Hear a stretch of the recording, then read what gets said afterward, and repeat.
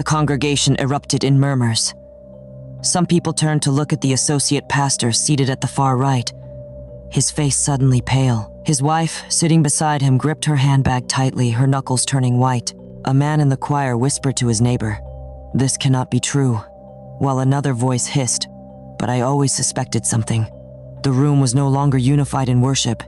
It was divided, unsettled, and volatile.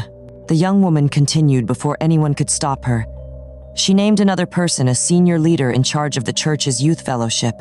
According to her, he had known what the associate pastor was doing and had covered it up instead of addressing it. "I begged him for help," she said, her eyes glistening with tears. "But he told me to remain silent for the sake of the church's image.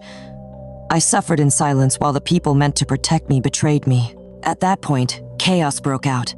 A group of women in the congregation began shouting, demanding explanations.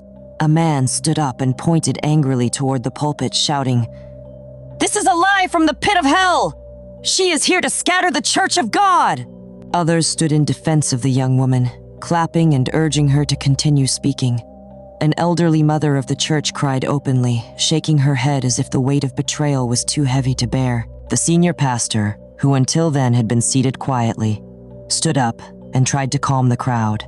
He lifted his hands and pleaded for order, but his voice was drowned out by the uproar.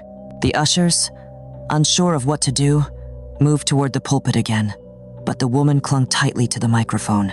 She was determined not to be silenced. "You can try to stop me," she said firmly, "but the truth is already out. God has given me courage today, and I will not be quiet again." The tension escalated. Some of the church elders approached the stage, but members of the congregation blocked them, insisting that the woman be allowed to finish. Accusations and counter-accusations filled the air.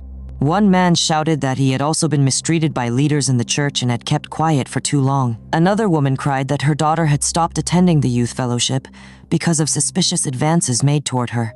It seemed as if the young woman's boldness had unlocked a floodgate of long-buried grievances.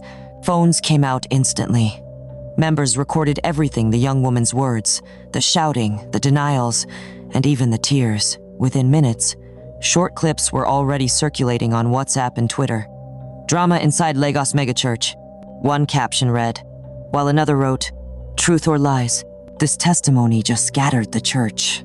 By the time the service was halfway through, the church had begun to trend online, drawing both sympathy and criticism from thousands who had never set foot in the building.